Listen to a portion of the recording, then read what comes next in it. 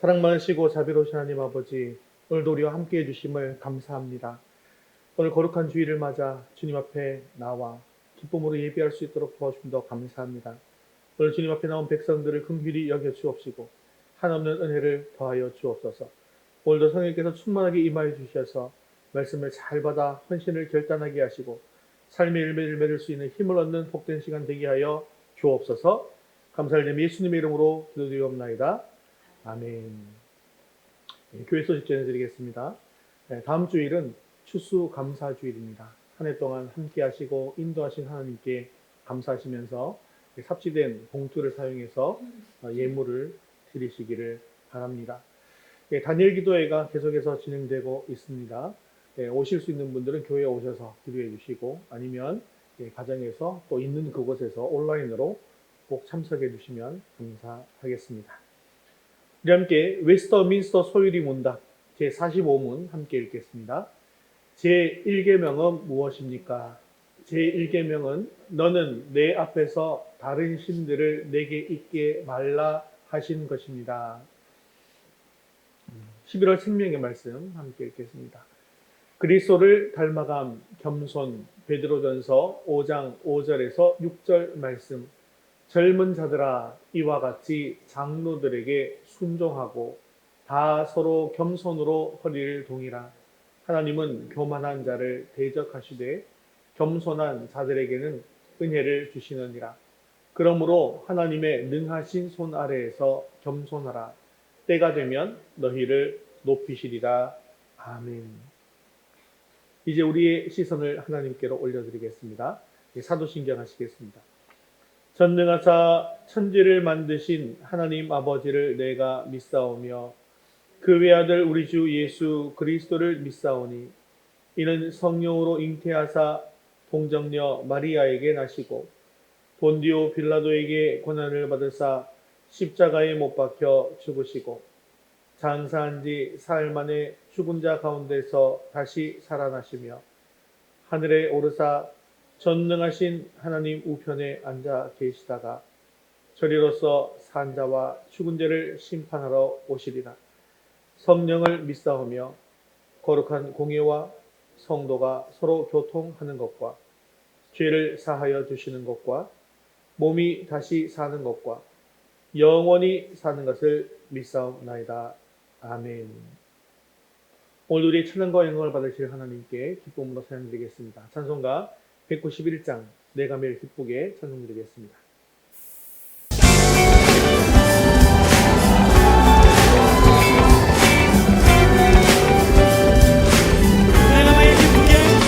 내가 매일 기쁘게 순례의 길 행하는 주의 팔이 나를 감동하며 내가 주의 큰 복을 받는 참된 비결은 주의 영이 함께함이라. 내가 매일 기쁘게 순례의 길 행하는 주의 팔이 나를 감동하며 내가 주의 큰 복을 받는 참된 비결은 주의 영이 함께함이라. 성령이 계시네 할렐루야 함께하시네.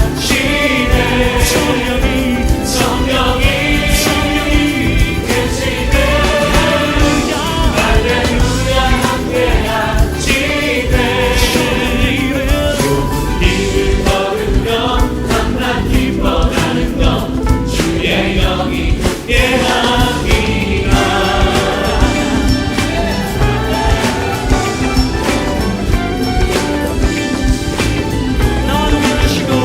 나와 동행하시고 오늘 염려하시니 나는 숲의 새와 같이 기쁘다. 내가 기쁜 마음으로 주의 뜻을 행하며 주의 영이 함께함이라. 나와 동행하시고 오늘 염려하시니 나는 숲의 새와 같이 기쁘다. 내가 기쁜 마음으로 주의 뜻을 행하는 주의 영이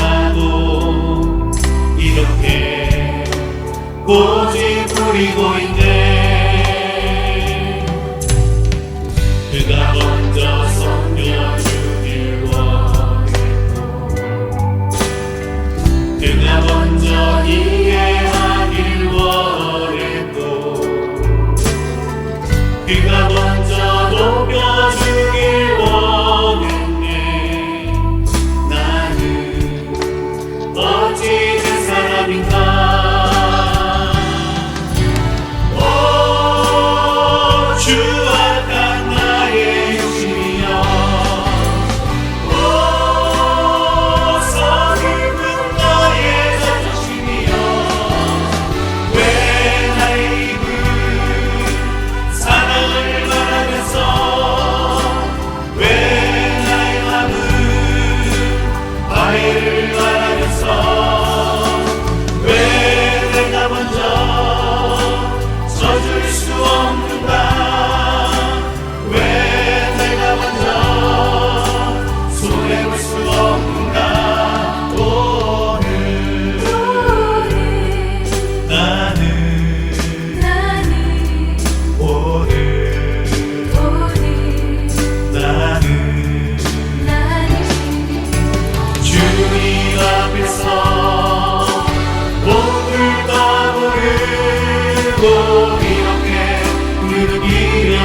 있네. 어찌할 수 없는 이 맘을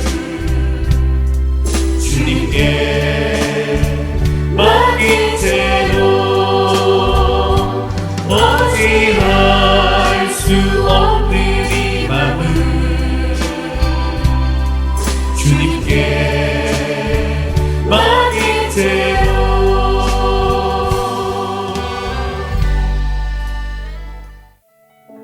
우리 모두 자리에서 일어나셔서 하늘의 문을 여시고 있고 찬양해 달라고 하나님께 찬양하며 주의 얼굴을 구하며 찬양합니다. 하늘의 문을 여소서 이곳을 주목하소서. 주를 향한 찬양이 꺼지지 않으니 하늘을 열고 보소서. 이곳에 임재하소서. 주님을 기다립니다. 기도의 향기가 하늘에 우리가 주와 마음으로 찬양합니다. 주여 임재하여 주소서. 이곳에 오셔서 이곳에 앉으소서. 이곳에서 드리는 예배를 받으소서. 주님의 이름만이 오직 주의 이름만 이곳에 있으시다. 이곳에 오셔서 이곳에 앉으소서. 이곳에서 드리는 예배를 받으소서. 주님의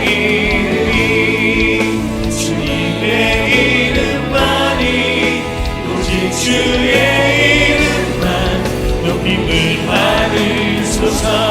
주님 오 주님 세우소서. 주님 나의 잔을 높이 듭니다. 하늘 양식 내게 채워주소서.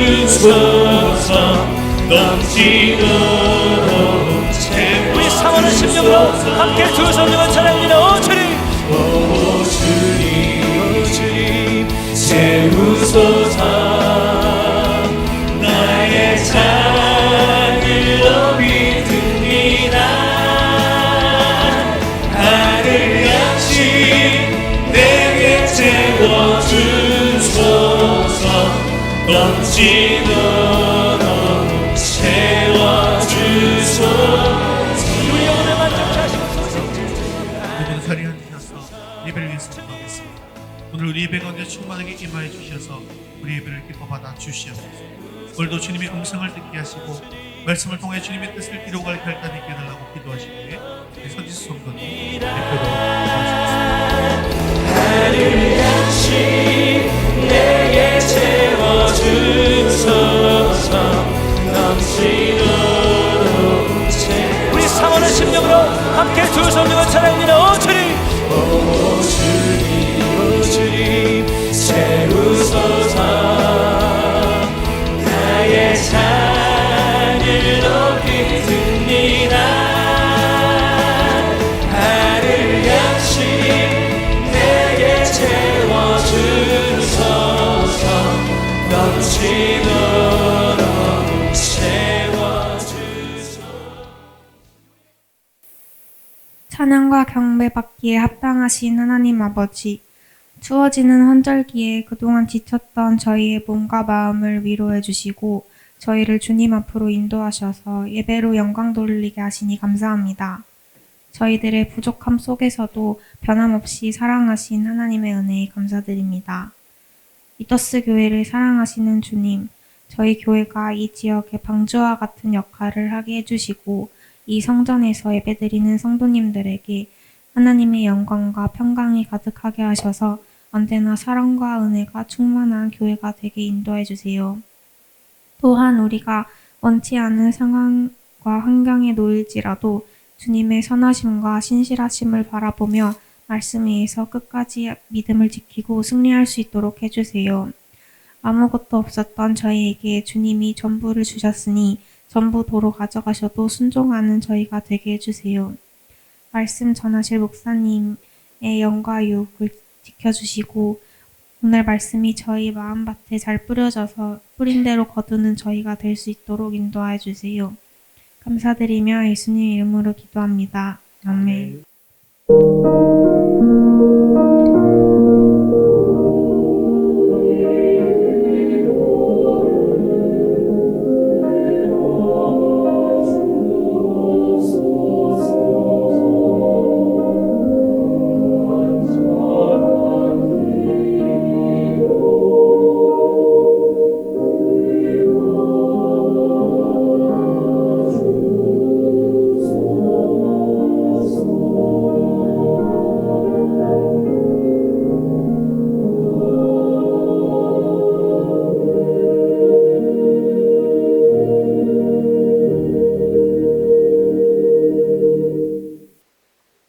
오늘 주신 하나님 말씀은 빌립보서 4장 4절에서 7절까지 말씀입니다.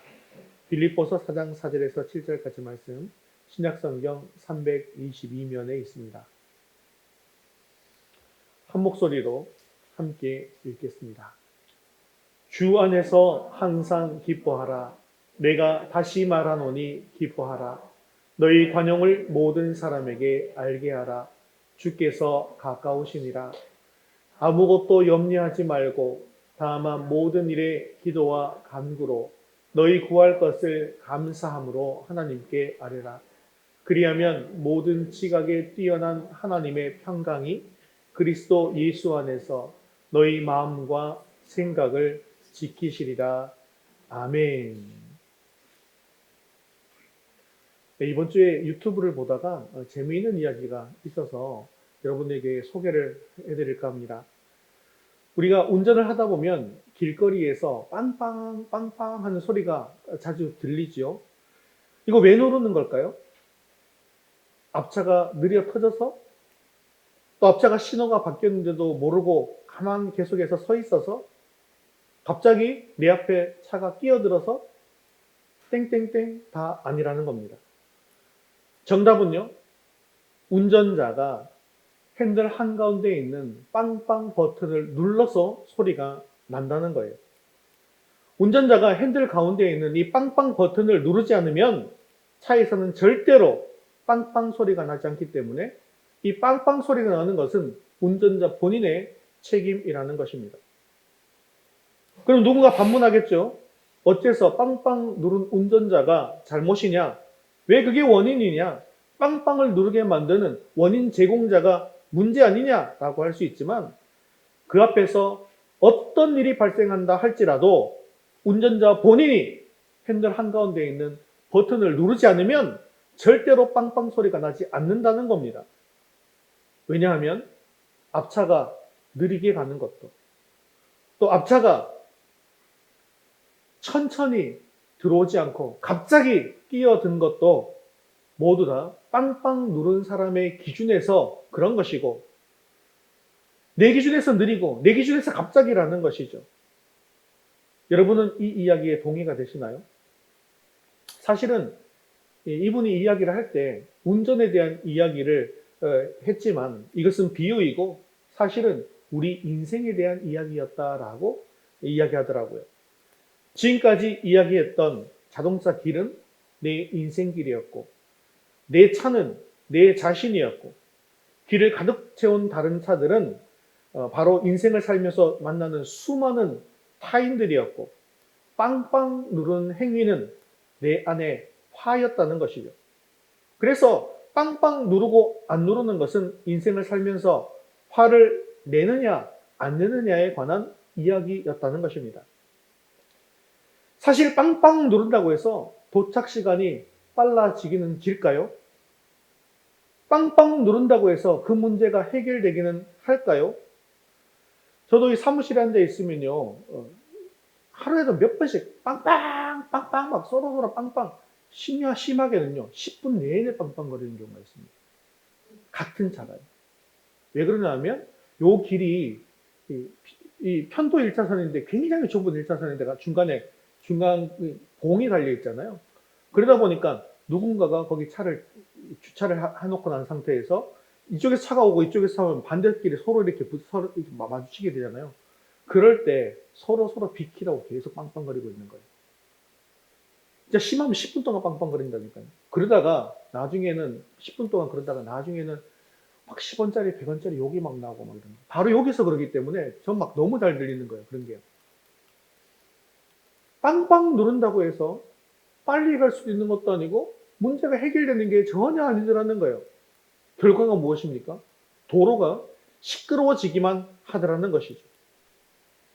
그래서 이 이야기를 하는 그 사람은요, 이 땅의 모든 차들에게서 빵빵 기능을 다 빼버리면 어떨까요? 라고 질문을 합니다. 빵빵이 없다고 해서 도로에 사고가 더 많이 나거나 도로가 더 느려지는 것이 아니라 오히려 세상이 더 좋아질 거라는 겁니다. 즉, 인간들에게 빵빵 기능을 다 빼버리면 사회에 문제가 생기기는커녕 그동안 있었던 문제들도 다 없어지고 내 몸 안에서 화를 내는 기능들을 다 빼버리면 그때부터 인생이 너무나도 편해진다는 거죠. 이 이야기를 듣고 나니 현대인들이 너무너무 조급하게 화를 많이 내면서 살고 있구나. 그러면서 평강을 잃어버리고 살아가고 있구나. 그래서 세상이 이렇게 시끄럽구나 라는 생각이 들었습니다. 그런데요, 오늘 말씀 속에서 사도 바울은 평강을 잃어버린 우리 모두에게 완벽한 세 가지의 해결책을 제시하고 있습니다. 오늘 말씀을 통해서 우리 속에 빵빵 버튼을 제하여 버리고 주님 안에서 평안을 찾아 누리는 저와 여러분 되시기를 주님의 이름으로 축원합니다. 우리 첫 번째 같이 읽겠습니다. 항상 기뻐하는 삶을 삽시다. 자, 오늘 이 편지는 사도 바울이 감옥에서 빌립보 교회에 보낸 편지입니다. 그래서 이거 빌립보서라고 하죠. 그리고 이런 편지를 옥중서신이라고 하는데요. 이 옥중서신은 4개가 있습니다. 에베소서, 빌립보서, 골로새서, 빌레몬서입니다. 자, 우리가 감옥에 한번 같이 있다고 상상해 보십시오. 5만 가지의 근심과 걱정과 염려로 불안에 떨고 있지 않겠습니까? 하지만 사도 바울은 감옥에 갇혀 있으면서도 이렇게 고백합니다. 빌립보서 4장 4절 말씀 같이 읽겠습니다. 주 안에서 항상 기뻐하라. 내가 다시 말하노니 기뻐하라. 아멘. 자, 기뻐하라 라고 하는데요. 이 빌립보서에 부제가 있는데 이 부제는 뭐냐면 바로 기쁨의 서신입니다. 사도 바울은 이 빌립보서 안에서 기쁨이라고 하는 단어를 무려 16번이나 사용하고 있습니다. 이 말이 무슨 뜻일까요?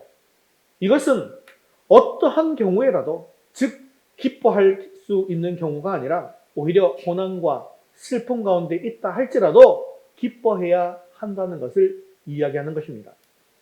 실제로 사도 바울은 로마의 감옥에 갇혀서도 고난 가운데 있었지만 기쁨의 본을 보였습니다. 그리고 빌립보 감옥에 갇혔을 때에도 기쁨의 본을 보였습니다. 사도 바울이 이렇게 기쁨을 강조한 것은 우리가 어떤 상황에 있든지 하나님께서 그 상황을 통해서 역사할 것이기 때문에 믿는 자들은 기뻐할 수 있고 또한 기뻐해야만 한다는 것입니다.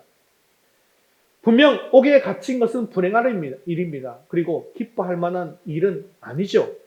하지만 사도 바울은 예수 그리스도를 믿는 믿음 안에서 기뻐할 만한 조건을 찾았습니다. 이게 중요한 것이죠. 어떻게 하든 기쁨의 조건을 찾아내는 것입니다. 그리고 그 속에서 하나님의 뜻을 발견하는 것이죠. 사실 바울이 감옥에 갇혀 있는 동안에도 하나님의 놀라운 뜻이 숨어져 있었습니다. 그것은 바울의 매임으로 인해서 도리어 복음에 진보가 있게 하신 것이죠. 즉 옥중에서도 더 많은 사람들에게 복음을 증거할 수 있는 기회가 되었다는 것입니다. 빌립보서 1장 12절과 17절에는 이렇게 말씀하고 있는데 같이 읽겠습니다. 형제들아, 내가 당한 일이 도리어 복음 전파의 진전이 된 줄을 너희가 알기를 원하노라. 그들은 나의 매임에 괴로움을 더하게 할 줄로 생각하여 순수하지 못하게 다툼으로 그리스도를 전파하느니라. 이 말씀은요, 도리어 옥 밖에서 사도 바울을 시기하는 사람들의 다툼 때문에 오히려 복음 전도가 진전이 있었다는 것입니다. 복음을 강력하게 증거하던 바울이 오히려 감옥에 들어가서 갇혀 있으니 오히려 다른 사람들이 복음 전하기가 더 좋아졌다는 거예요. 그래서 바울이 어떻게 합니까? 18절에 보니까 이렇게 말씀합니다. 18절 말씀 같이 읽겠습니다. 그러면 무엇이냐? 거칠애로 하나 참으로 하나 무슨 방도로 하든지 전파되는 것은 그리스도니 이로써 나는 기뻐하고 또한 기뻐하리라. 아멘. 바울은요, 자신을 비방하는 것이 되었든지 그것이 무엇이 되었든지 내가 감옥에 갇혀 있든지 말든지 복음 전하는 것 때문에 오히려 기뻐하고 또한 기뻐합니다. 사실 복음을 전해야 할 바울이 감옥에 갇히게 되었는데요. 인간적인 마음이 있다면 가장 먼저 하나님 앞에 빵빵거리고 싶지 않겠습니까? 그리고 자기를 비방하면서 자기가 갇힌 틈을 타서 복음을 전하는 다른 복음 전도자들을 보면서 그들에게 빵빵거리고 싶지 않겠습니까? 지금 이 상황이 너무 짜증나지 않겠습니까? 하지만 바울은 그 상황에서 짜증내지 않았습니다. 주님 안에서 주님의 뜻을 발견했습니다. 그리고 그 안에서 기쁨의 조건을 만들어내었습니다. 그리고 결국 기쁨이 충만했습니다. 성도 여러분, 복음이라는 것이 무엇입니까? 죄로 인해서 죽었던 우리를 그리스도의 보혈로 다시 살리신 것입니다. 죽었던 자가 다시 살아나는 것, 이것이 바로 복음, 기쁜 소식입니다. 우리는 이 복음을 가진 것만으로도 너무나도 기쁘지 않습니까? 행복하지 않습니까? 그리고 이것이 바로 우리가 기쁨을 잃어버리지 말아야 할 이유인 것이죠. 요즘은 가정 문제, 부부 문제, 사업 문제, 또 물질적인 어려움, 대인관계 실패 등등 여러 가지 어려운 이유로 인해서 우울증을 겪고 있는 사람들이 참 많습니다. 이럴 때 나는 불행해, 나는 어쩔 수 없어 라고 하면서 숨지 마세요. 주님 앞으로 나오시기를 바랍니다. 기쁨은요, 내가 가만히 있는데 저절로 생기는 것이 아닙니다. 기쁨을 얻기 위해서 적극적으로 행동하셔야 합니다. 적극적으로 이렇게 하는 거예요. 주님께서 함께 하시니까 나는 괜찮아. 주님, 나를 도와주세요. 나의 반석이신 주님을 찬양합니다. 이렇게 외치는 거예요. 큰 소리로 외치세요. 하하하 웃으면서 오히려 선포하는 것입니다. 사실 다윗의 시편은 늘 주제가 비슷합니다. 지금 생명의 위협을 받고 있는 고난 가운데 있지만 나의 피난처이시고 나의 반석이신 주님을 의지합니다. 찬양합니다. 내가 그 주님과 함께하니 행복합니다. 라고 하는 것이 다윗의 찬양의 고백입니다. 다윗의 삶을 객관적으로 들여다보면 우울증이 걸려도 100번은 더 걸리지 않겠어요? 매일매일 빵빵 버튼을 누르고 살아도 이상할 것이 하나도 없는 삶이었습니다. 하지만 다윗은 매일매일 함께 하시는 하나님을 찬양하고 적극적으로 기쁨을 선포하면서 기쁨 가운데 거할 수가 있게 된 것이죠. 그래서 우리들도 늘 이렇게 찬양하셔야 되는 겁니다. 나와 동행하시고 모든 염려하시니 나는 숲의 새와 같이 기쁘다. 오늘도 우리가 이런 찬양을 드렸는데 이런 기쁨의 찬양을 하나님께 늘 드리는 것이에요.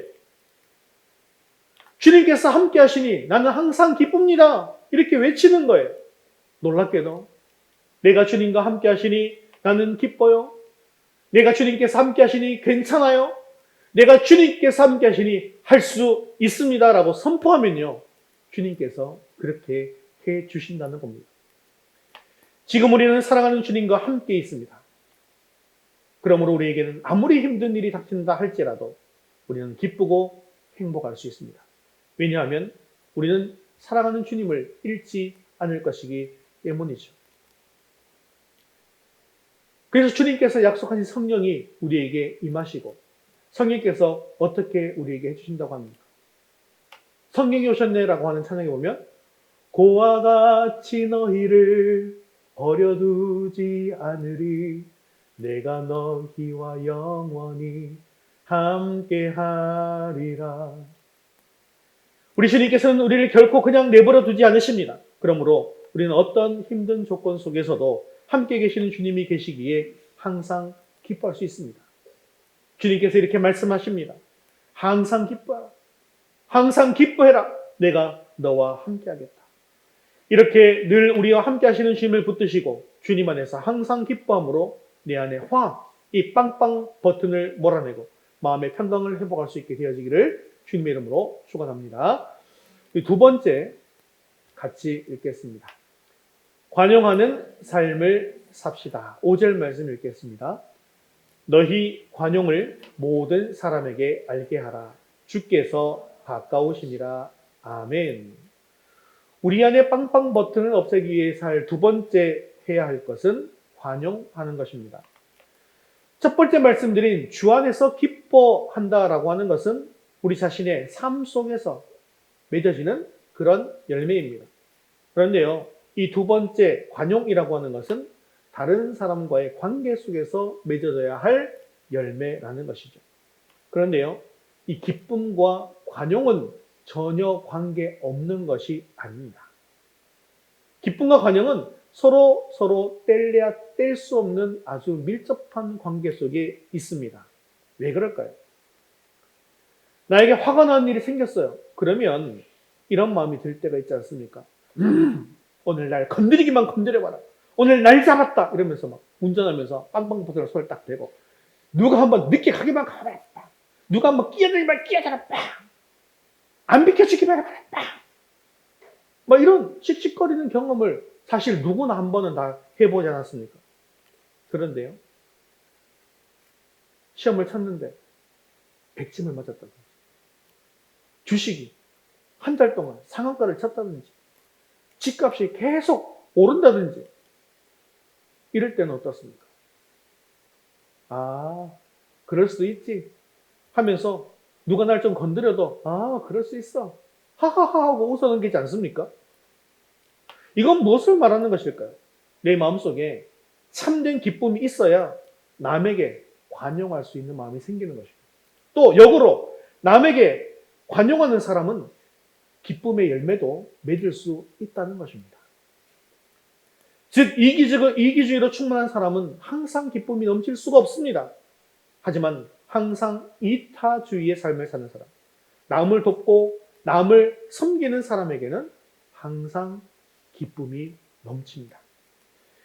여기서 관용어로 번역된 헬라어 에피케스는 당연한 자기의 권리를 포기하고 다른 사람을 향해서 너그럽게 대하는 태도를 뜻하는 말입니다. 특히 바울은 이러한 태도를 어느 특정한 사람에게만 나타내는 것이 아니라 모든 사람에게 나타내야 한다라고 말씀하고 있습니다.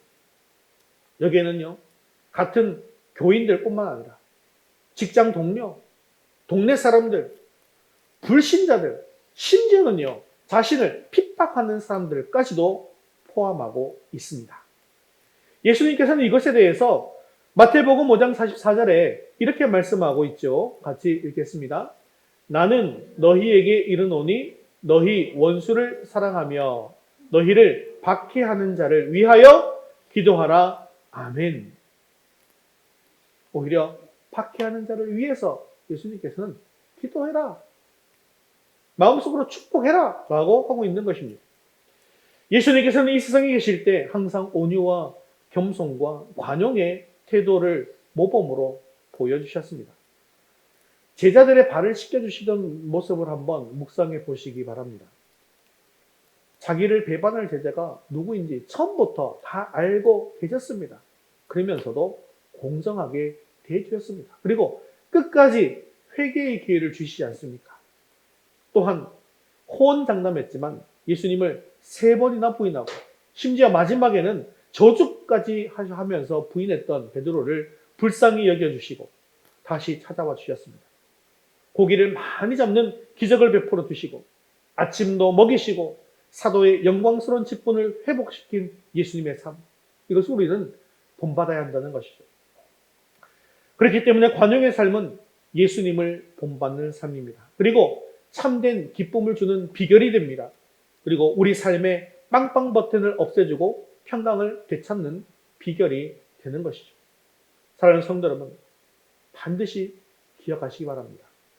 관용을 베푸는 삶은 결코 손해보는 삶이 아닙니다. 그러므로 이 땅에 살면서 누구에게라도 관용의 삶을 사시기 바랍니다. 그러므로 우리는 결코 까다로운 사람, 말만 앞세우고 행동이 없는 사람, 항상 입 바른 소리를 하면서 따지기를 좋아하고 싸우려 드는 사람, 그런 사람이 되지 말아야 한다는 것이죠. 우리가 이렇게 살아야 할 이유가 어디에 있습니까? 오늘 말씀해 보니까 주께서 오실 날이 가깝기 때문이다 라고 이야기하고 있습니다. 왜 그렇습니까? 주님께서 재림하실 때에 이 모든 시시비비를 다 가려 주시기 때문이라는 것이죠. 주님께서 다시 오실 때 이 모든 것들을 바로 판단하시고 심판해 주셔서 충성스럽고 신실한 자들에게는 상을 주실 것이고 또 복을 주실 것이고 악한 자들에게는 영벌을 주실 것입니다. 여기서 중요한 것은요, 우리 관용을 모든 사람에게 알게 하는 것입니다. 내가 용서한다고 해서 나의 마음속으로 혼자서 나는 그 사람을 용서했어 라고 생각하는 것이 아니라 내가 먼저 찾아가서 사과하고 그의 죄를 묻지 않는 것, 이것이 중요하다는 것이죠. 그래서 이것이 그 사람에게 나의 관용을 알게 하는 것입니다. 그러므로 오늘 말씀을 붙드시고 우리의 관용을 모든 사람에게 알게 함으로 내 안에 빵빵 버튼을 없애고 평강을 회복하는 저와 여러분 되시기를 주님의 이름으로 축원합니다. 우리 세 번째 같이 읽겠습니다. 감사함으로 기도합시다. 6절 말씀 같이 읽겠습니다.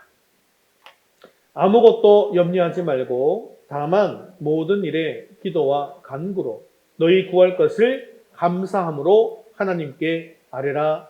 아멘. 6절 말씀은 우리 안에 평강을 빼앗아가는 중요한 원인인 것이 바로 염려다라고 이야기하고 있습니다. 그래서 이제 걱정하는 것을 중단하고 기도하라라고 바울은 권면하고 있는 것이죠. 아무것도 염려하지 말라. 이것은 무슨 뜻입니까? 단 한 가지라도 염려하지 말라는 것입니다. 여기에서 염려하다라는 말은 헬라어 메렘나우라는 것인데요. 큰 문제거리로 인식하고 근심하다라는 의미입니다. 이것은요, 자신이 통제할 수 없는 것에 대한 부당한 걱정이다라고 하는 부정적인 의미를 담고 있습니다. 사실 감옥에 갇힌 바울뿐만 아니라 빌립보 교회도 여러 가지 염려거리, 근심거리가 많았습니다. 그들은 혹독한 핍박을 받고 있었고요. 교회 안에서 분열과 다툼 같은 혼란한 문제도 가지고 있었습니다. 교회 안에 세상 사람들보다 못한 사람들이 너무나도 많이 있었습니다. 그들로 인해서 그래서 많은 괴로움을 당하기도 했죠. 또 그들 가운데 거짓 교사도 있었고 적그리스도들도 있었습니다. 또한 성도들 중에 의식주를 해결하지 못하는 문제를 가진 사람들도 있었습니다. 그러므로 그들도 참 심각한 염려거리들이 많이 있었죠. 그럼에도 불구하고 우리 주님께서 말씀하시죠. 아무것도 염려하지 말라. 사랑하는 성도 여러분, 나에게 어떤 필요한 것이 있을 때, 두려움을 느낄 때 세상 속에서 그 해결 방법을 찾으려고 하면 반드시 나타나는 것이 염려라는 것을 기억하셔야 합니다. 그러므로 염려는 평강의 최대적인 것이죠. 이러한 염려를 해결하려고 세상적인 방법으로 먼저 구할 때 결국 더더욱 염려 가운데 빠져들게 된다는 것입니다. 하지만 해결 방법을 하나님께서 찾을 때 나타나는 것은 바로 기도와 간구의 모습으로 나타나게 된다는 것이죠. 그래서 무디 목사님은 이렇게 말씀했습니다. 염려의 끝은 신앙이고 신앙의 끝은 염려이다. 그러니까 염려를 버리게 되면 믿음으로 살게 되고 믿음을 버리게 되어지면 염려로 살게 된다는 것입니다. 그런데 여기서 사도 바울은 더욱더 중요한 사실을 이야기하고 있습니다. 6절을 같이 읽어보겠습니다. 아무것도 염려하지 말고 다만 모든 일에 기도와 간구로 너희 구할 것을 감사함으로 하나님께 아뢰라. 아멘. 우리가 염려하지 말고 기도하는데 나아갈 때 우리가 더 나아가서 어떻게 기도하라고요? 감사함으로 기도해야 한다라고 이야기하고 있습니다. 우리가 보통 감사하는 때는 언제 감사합니까? 일이 이루어지고 난 뒤에 감사합니까? 일이 이루어지기 전에 감사합니까? 보통은요, 일이 이루어지고 난 뒤에 감사하죠. 그렇기 때문에 미리 하나님 앞에 감사한다, 그렇게 기도한다라고 하는 것은 기도 응답의 확신을 보여주는 믿음의 고백인 것입니다. 또한 감사함으로 기도하는 것은 하나님의 뜻에 순종한다라고 하는 믿음의 표현이라는 것이죠. 지금은 비록 힘들고 어렵고 괴롭고 고난 가운데 있어서 화도 나고 짜증도 나고 인간적으로 염려할 일밖에 없습니다. 하지만 그러한 상황 속에서도 천지를 창조하시고 나를 만들어 주시고 죽은 이도 살리신 전지전능하신 우리 하나님을 찬양하면서 기도한다라고 하는 것은 이 모든 문제를 하나님께 맡겨 드렸다라는 것입니다. 내 힘으로 해결할 수 없는 이런 문제들이 하나님 앞에서는 아무것도 아닙니다. 하나님께서 다 해결해 주십니다. 이렇게 기도하는 사람의 믿음은 어떤 믿음이 되는 것일까요? 반드시 우리의 간구를 들어서 응답해 주시는 하나님 앞에 염려 때문에 나왔지만 그 기도가 응답된 줄로 믿고 먼저 감사하는 그런 믿음이 된다는 것이죠. 하나님을 온전히 믿고 하나님 앞에 나아갈 때 내 염려의 기도가 감사의 기도로 바뀌게 되는 것입니다. 우리는 하나님께 감사한 일이 있을 때 감사한감 하시죠? 그렇다면 이제부터는요, 오히려 염려거리들이 있을 때 먼저 감사한금을 드릴 수 있기를 바랍니다. 하나님께서 반드시 응답하실 것입니다. 나는 연약해서 내가 할 수 있는 일이 없을 때 전능하신 하나님 앞에 자연스럽게 나타나는 동작이 있는데 그 동작이 무엇인지 아십니까? 그것은요, 나는 하나님께 항복합니다 라고 하는 행동입니다. 하나님 앞에 항복하는 것, 항복 여러분 어떻게 합니까? 항복 어떻게 하세요? 이렇게 항복하십니까? 아마 총 맞을 수도 있어요. 자, 다시요. 어떻게 항복하십니까? 좀 해보세요. 여러분 항복, 손 들어 하는데 항복해야 하는데 손 안 들고 있으면 총 맞는다니까요? 어떻게 항복하십니까? 이렇게 항복하셔야죠. 손을 바짝 들어서 항복하셔야죠. 그렇지 않습니까? 그런데요, 이렇게 찬양 드리는 게 그냥 하는 게 아니고 찬양의 양식이 있어요. 이 야다라고 하는 것입니다. 야다. 내 손을 들고 전능하신 하나님을 고백하고 선포하고 감사 찬양 드리는 것입니다. 그런데 이 야다의 찬양은요, 다윗이 오히려 환난의 상황에서 하나님께 드렸다라고 하는 것이 중요합니다. 즉 염려가 가득한 그런 상황이 닥칠 때 오히려 손을 들고 감사하는 것입니다. 그래서 다윗은 지금 환난 가운데 있지만 이렇게 고백하는 것이죠. 시편 42편 11절 말씀에 이렇게 이야기하고 있습니다. 함께 읽겠습니다. 내 영혼아 내가 어찌하여 낙심하며 어찌하여 내 속에서 불안해하는가? 너는 하나님께 소망을 두라. 나는 그가 나타나 도우심으로 말미암아 내 하나님을 여전히 찬송하리로다. 아멘. 사랑하는 성도 여러분, 이 야다의 찬양은요, 성도들에게 있어서 가장 강력한 영적인 무기입니다. 야다는요, 모든 인간적인 방법을 다 내려놓고 내 빈손을 주님께 맡깁니다. 그리고 오직 주님만 의지합니다 라는 뜻입니다. 주님, 지금 내가 할 수 있는 일은 아무것도 없습니다. 주여 응답하여 주옵소서. 이런 찬양의 대표적인 찬양이 있죠. 어떤 찬양이 있습니까? 주를 찬양, 손을 들고 찬양, 전쟁은 나에게 속한 것 아니니. 주를 찬양, 손을 들고 찬양, 전쟁은 하나님께 속한 것이니.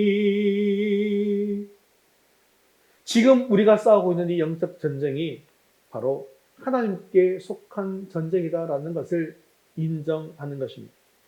그러므로 우리는 손을 들고 우리의 모든 염려를 하나님께 내어 놓으십시오. 자, 염려한다라고 하는 것은 이 모든 문제를 나 스스로 해결하겠다라고 하는 뜻입니다. 하지만 감사한다라고 하는 것은 내 모든 염려거리를 하나님께 다 맡겨드리고 영광 돌린다라는 것입니다. 그리고 하나님께서 활동할 수 있도록 해드린다는 의미입니다. 이렇게 감사함으로 기도할 때 우리 하나님께서는 우리에게 무엇을 주시겠습니까? 우리 7절 말씀 같이 읽겠습니다. 그리하면 모든 지각에 뛰어난 하나님의 평강이 그리스도 예수 안에서 너희 마음과 생각을 지키시리라. 아멘. 바로 하나님의 평강이 우리에게 임하게 된다는 것입니다. 여기서 지키다라는 동사 프루레세이라고 하는 것은 망을 보다, 지키다, 보호하다라는 그런 군사적인 용어입니다.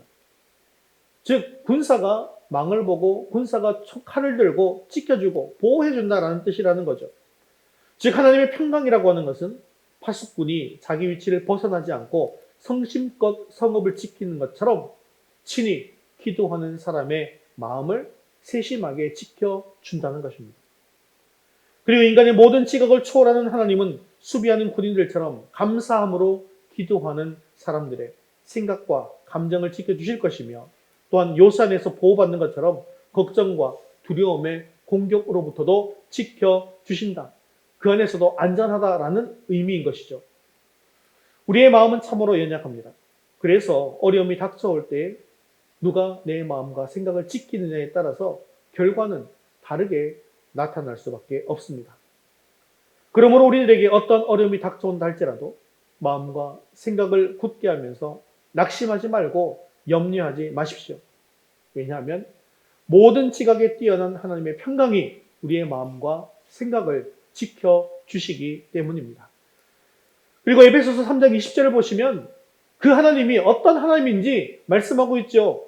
우리 3장 20절 말씀 어떤 하나님이십니까? 함께 읽겠습니다. 우리 가운데서 역사하시는 능력대로 우리가 구하거나 생각하는 모든 것에 더 넘치도록 능히 하실 이 그 하나님이 바로 우리의 하나님이십니다. 사랑하는 성도 여러분. 그러므로 이제는 우리의 모든 근심과 염려를 주님 앞에 내려놓고 감사하면서 기도할 수 있기를 바랍니다. 특히 내 마음이 주체할 수 없을 때, 빵빵 버튼을 누르고 싶을 때 주님 앞에 주여 나를 불쌍히 여겨 주옵소서. 주여 내 안에 화를 없애 주옵소서 라고 하면서 기도하며 내 안에 빵빵 버튼을 없애시고 하나님의 평강이 회복될 수 있기를 주님의 이름으로 축원합니다. 말씀을 맺겠습니다. 우리는 연약해서 여전히 우리 안에 있는 빵빵 버튼을 누르면서 하나님의 평강을 잃어버리고 살아갈 때가 많이 있습니다. 하지만 모든 지각에 뛰어난 하나님의 평강이 그리스도 예수 안에서 우리의 마음과 생각을 지켜주신다고 하였습니다. 이것을 위해서 우리가 세 가지를 하자라고 말씀을 드렸죠. 무엇입니까? 항상 기뻐하는 삶을 사는 것입니다. 또한 다른 이들에게 관용하는 삶을 사는 것입니다. 또한 염려를 그치고 감사함으로 기도하는 삶을 사는 것입니다. 사랑하는 성도 여러분, 여러분들에게 염려와 근심이 있으십니까? 가정의 문제로, 자녀의 문제로, 경제적인 문제로, 직장의 문제로, 영적인 문제로 고통당하고 또한 미래에 대한 불안으로 초조하고 불안함이 있습니까? 그때 감사함으로 기도할 수 있기를 바랍니다. 우리의 문제 중에 아주 작고 하찮은 일이라 할지라도 모든 일에 기도할 수 있기를 바랍니다. 기도는 우리의 모든 것을 바꿔주시는 하나님의 능력입니다. 그러므로 우리는 염려거리가 생기면 그것을 기도 제목으로 바꾸어야 합니다. 그럴 때 우리에게는 염려는 사라지고 다만 기도 제목만 남게 되는 것이죠. 그리고 그 문제를 가지고 열심히 기도하며 하루하루를 기쁨으로 살아가고 관용하며 살아갈 때 하나님께서 우리의 모든 문제를 해결해 주시는 은혜를 보게 될 것입니다. 제가 여러분들에게 서두에 유튜버 이야기를 하면서 그 유튜버가 이렇게 얘기했잖아요. 우리 나라의 모든 차에 빵빵 버튼을 없애버리면 어떨까요? 오늘 이 자리에 이 말씀을 들은 우리가 이 자리에서 우리는 뺄 수 있잖아요. 내 안에 있는 이 빵빵 버튼을 한번 제거해 보시기 바랍니다. 그냥 버튼을 누르지 않는 거예요. 빵빵 버튼을 누르지 않는 겁니다. 그러면서 오늘 주신 이 말씀을 기억하는 것입니다. 기뻐하시고 또한 관용하시고 어떤 상황 속에서도 기도함으로 말미암아 내 안에 빵빵 버튼이 사라지고 하나님의 평안을 회복할 수 있는 저와 여러분 되시기를 주님의 이름으로 축원합니다. 우리 다 같이 자리에서 일어나셔서 주 너를 지키리 이렇게 찬양 드리신 후에 기도와 축도로 예배를 마치겠습니다.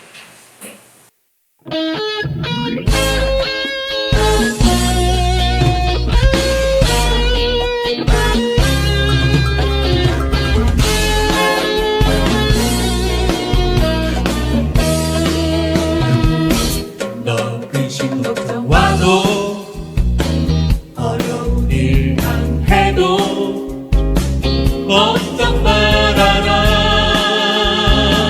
주 너를 지키리 위험한 일 당해도 슬픈 일이 와도 걱정 말아라 주 너를 지키리 늘 지켜주시리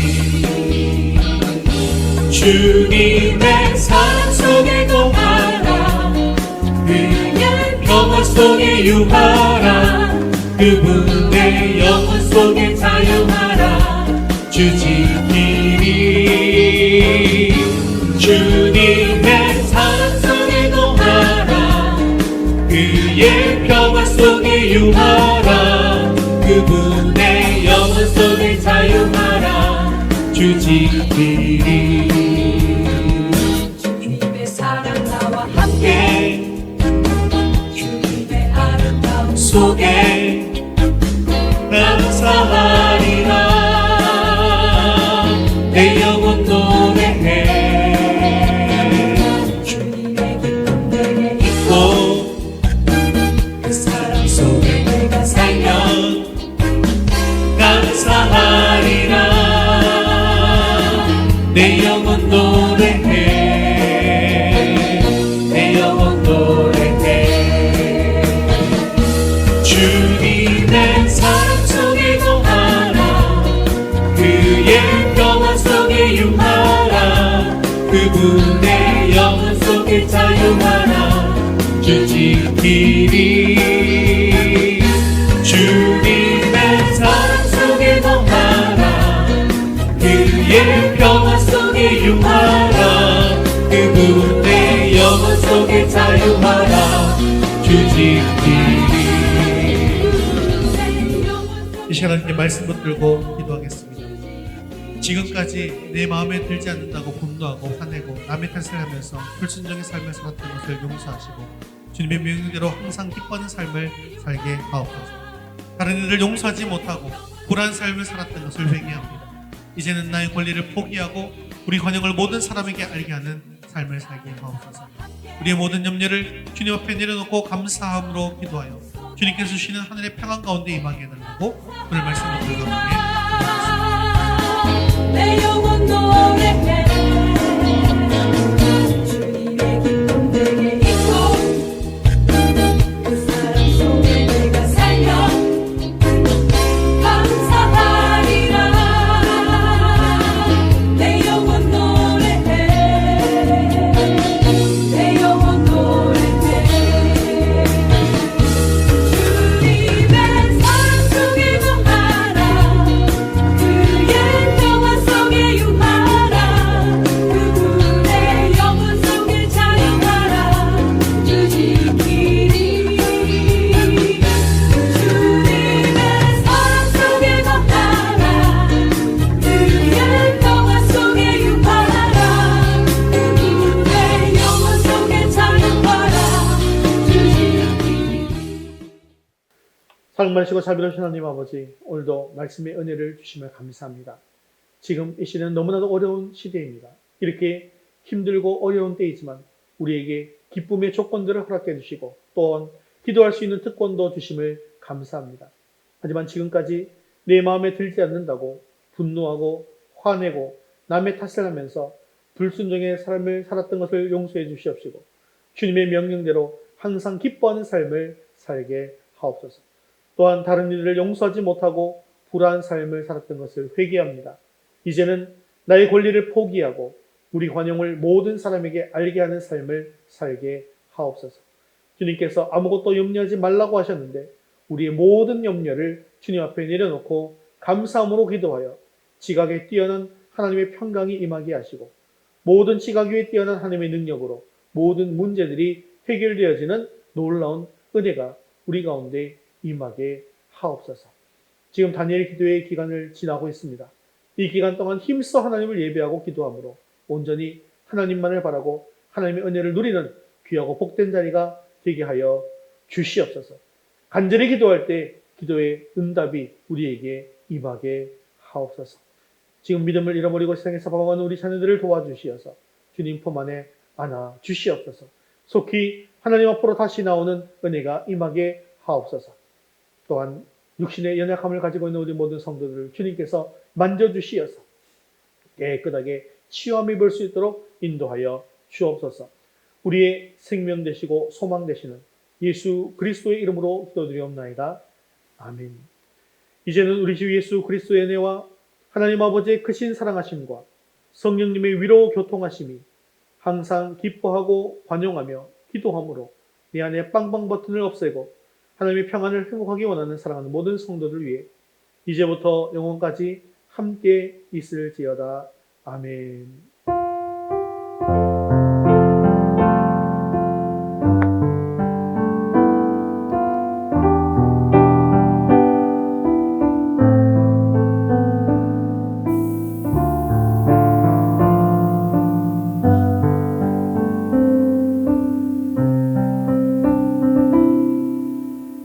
네, 11월 파송 찬양 우리 표대를 향하여 찬양드리겠습니다.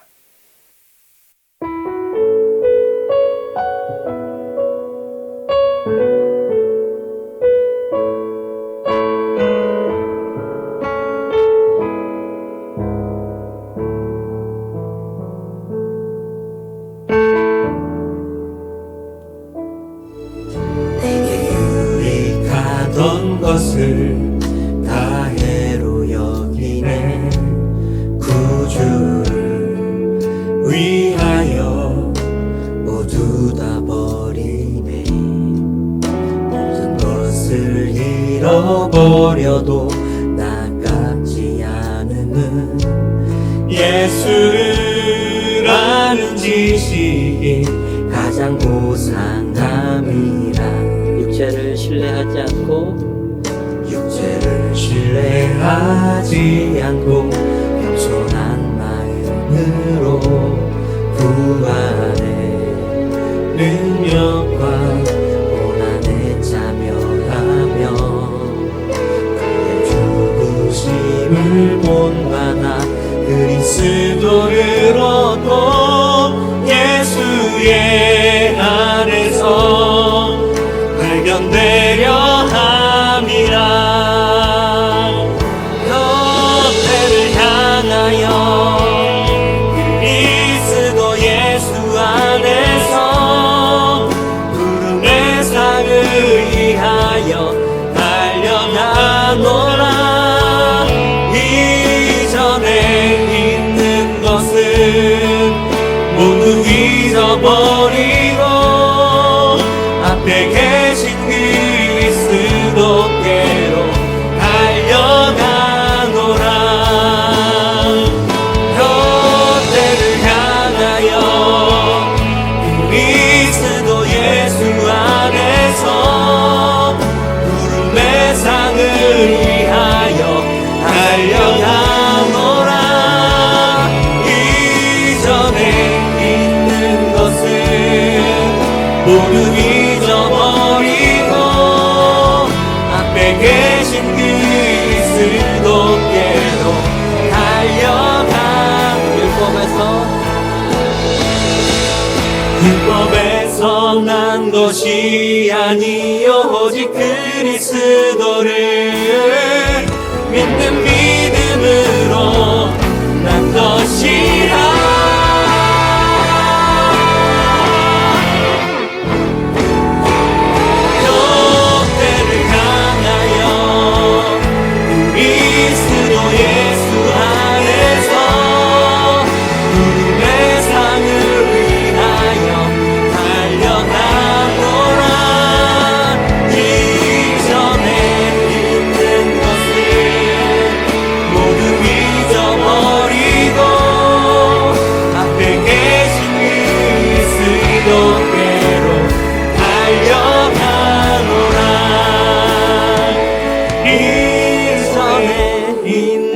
것은 모두 잊어버리고 앞에 계신 그리스도께로 달려가노라.